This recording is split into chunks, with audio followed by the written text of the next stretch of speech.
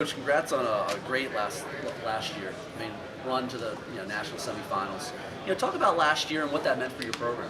Well, two things. First of all, getting out of the quarterfinals, semis was great for everybody. But you got to see what lies ahead when you get to these kind of games. Right. Really good football teams. But that whole season, we're 1-3. Right. And we just got beat pretty good by a great football team in Towson. And we had a decision to make what we wanted to be. And the great thing about being associated with this sport, being associated with kids, and when you see kids get determined to do something, right. Our senior leadership was great. The kids bought into it. They didn't want to be the team right. that didn't make the playoffs and ended at 9. So took off and went. And we refocused and did some things. Got beat by William and Mary, and then we knew from that point on we couldn't lose another game. Right. And we would be lucky to get in the playoffs. Right. Fortunately, things fall away, and then we got to play in the open round, which nobody minded. We played Lafayette at home, right. a home playoff football game, which we hadn't won in a long time. We do that. Then we had to go Maine, for the rematch up there at third place, and you got to beat a team twice in the season. Then we went to Louisiana, and we played a really good Southeast Louisiana team. We played well that game. Got to decide the last minute of the game. Won the locker room, the kids were so excited that finally they were the team that was 1-3, might not make it, that was taking the program to the semifinals. Right. A lot of pride in that. We got to the semifinals, and there was something waiting for them. Right. Opened our eyes up a lot more about this level of football. Yeah, and that's my next question. I mean, talk about playing the Fargo Dome. I mean, that place is, from what I've heard from multiple people, players, coaches, SIDs, that there's nothing to even equate to that in the FCS. Well, if you guys can get out there to cover sports the way you guys have covered our level, go do it. Because I've heard all this stuff. Fortunately for us, we only heard it for a quarter because they got ahead of us, started mounting pretty good. But that first 15 minutes, the hair in the back of my neck was up the whole time. Right. We were ahead 7-0, made some plays and all those right. things. It was incredible. When you walk into a facility like that, at our level, 19,000 people, national TV game, playing with defending national champs, that atmosphere is cultivated by their people. It's a great place for us to be.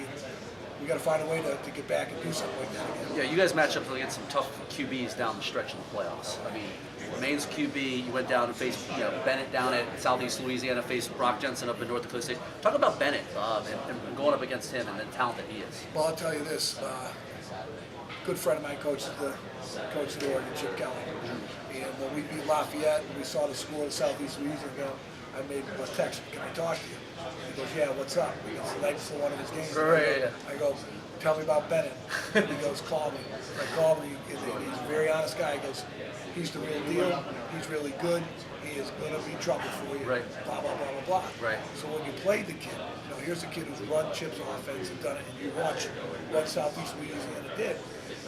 We wanted to contain him, and we decided we weren't going to let him run the ball. We were going to let him hand the ball off, right. and then try to contain him and do it, Right. And then he makes an unbelievable, I don't know if you saw the game, he made an unbelievable play at the end of the game. We had him sacked, our kid Brewer had him sacked, right. breaks it, throws a touchdown pass in the corner end zone, and fourth down play. Right. We should be winning by 15 or 18, right. and now we're behind. And credit to our kids who came back and won the game, but he's a good football player as I saw him last year. Like you said before, you played Maine twice last year. I mean, that's a big rivalry for you guys. Talk about having to beat them twice last year, what that does to the rivalry coming into this year. Well, I mean, they don't like us, we don't like them. Right. And not in a bad way, we respect each other. Right. Respect Coach Cosgrove, respect the players. I really loved what they did last year. And I would talk to the team about their winning football games the way we won football games, guys. Great quarterback play, running, making plays, playing great defense, Then we got to our place. That was the game we had to win. Right. Had to win that game, And we got fortunate. We played pretty well that day. A windy day, we kept them in track. We win that game. Right. And then when you see the bracket fall, right. Now you got to play Lafayette, and then you got to go to Maine. And beat a team twice in one season is extremely difficult. Right. But Maine, New Hampshire is a fist fight wherever you go. We could play that thing in a rest area sure. on 95. Right. We get that same kind of intensity. So, right. But we made a couple more plays than they did. They got away with a great win up there. But for us in the rivalry, it just adds. Right. It adds to the fuel and fire, and that's what's going to be this year up there again. you talked about it before. You guys 1-3. Hey, we can't lose another game. When did you start to figure out, man, this team's a team that can really make that deep run? Or was it just like week to week? It was sort of a wait and see, and then all of a sudden you're like, you just kept looking up and you kept winning games. Well, we told everybody we have got to stop looking, because that's what the beginning of the year I thought we were good this year. Guys, he better stop thinking about that stuff and start thinking about the day-to-day thing in practice and the week-to-week thing. And the mantra became after every win, 24-hour rule. Enjoy it, guys. Let's go. Come back on Sunday. Come back on Sunday afternoon. Right. Everything's a race. Let's get ready for the next guy. We beat Villanova in a great win. Scored a touchdown, a 2-point conversion in the game, but we erased it and went right back the next week and went to work. And that's when it kind of felt okay with the team doing that. With that being said, do you guys even? There's so many times in sports that people think of, oh, it's time to take that next step. Do you even? Is the talk of national championship even in the New Hampshire locker room? Is that something that you try to? If you don't put it up there, it's never going to happen. Right. And we put it on a board in our room back in 2003 when we were 3-8, and the discussion in the coaches' room between Chip Kelly, Sean Devine, and offensive coordinator at Delaware, between Mike Dawson, the defensive line coach at the Eagles, was that should we put it up there? We're not good enough. Why don't we just win B500? Isn't that failing atmosphere? Is that put up on the board and it's there? But there's a certain amount of steps that you have to take to get there, and we've taken certain steps. We got a step closer, but you want to win it, but you got to do the little things to win the national championship. That's what you got to learn to do through experiences like we've had in the last 8 to 10 years. Right. Talk about some of your playmakers on offense. I mean, you guys seem to bring it back a lot. Shreddy, Harris, all. I think the key thing is that we're balanced. And, we've got Harris and we've got to get Jimmy Giansanti, a wide receiver, a hell of a player. You got a tight end, Harold Spears, who's been a 2-time all-conference kid, who's a great catch and stretch guy from the tight end position, not a prototypical tight end, but a great. Now running back, you got Storetti. Now we have Dalton Cross and Jimmy Owens. We have 2 against. We've got pieces. The thing that again it goes back to, how do you distribute the ball?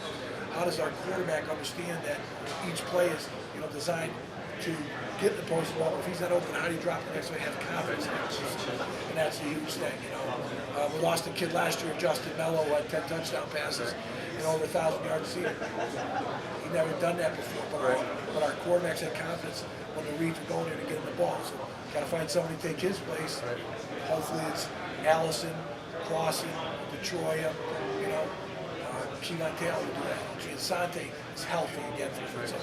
You got to distribute, be able to have multiple things on offense. Coach, last question. I looked at your schedule and, not like you said, you take everything game by game, but you guys have a real nice schedule as far as your travel. I mean, you're traveling, mostly locally this year. Well, our 2 long trips would be Richmond and Elon. And those are trips that, we never made the trip to Elon, you know what I mean?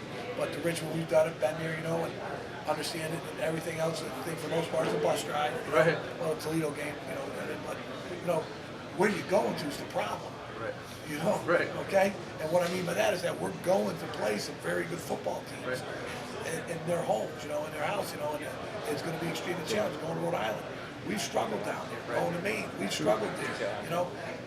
These teams that we play are going to be very good football teams when we get there. So, the schedule, again, our league, there's always been people that haven't been there and all of a sudden show up. There's somebody in that group who will be playing that'll be playing very well by the time we get there. Just a quick follow-up question. Of all the teams in the CAA, that's always, every year there's always a team that comes out of sort of the proverbial nowhere. Nobody predicts them, and all of a sudden you look up and they're first or second place in the conference. Is there anybody you look out and see that you sort of see some players developing on other teams that could be? It's hard because there's 3 new coaches in the league. You don't know what they're going to do or what they're going to bring. Right. I've always known how talented JMU has been. Right. And they got a transfer quarterback. I've never seen him play. Can't tell you about sure. him. I know Delaware is going to be really good. I know William and Mary is going to be really good. Richmond's got 2 quarterbacks this year. I mean, there's going to be somebody, and I close my eyes and point. I think it's going to be one of those, So, you go through all that stuff, you just don't know. Right. Coach, appreciate your time. Thanks so much. Thanks. Thank you. Yep.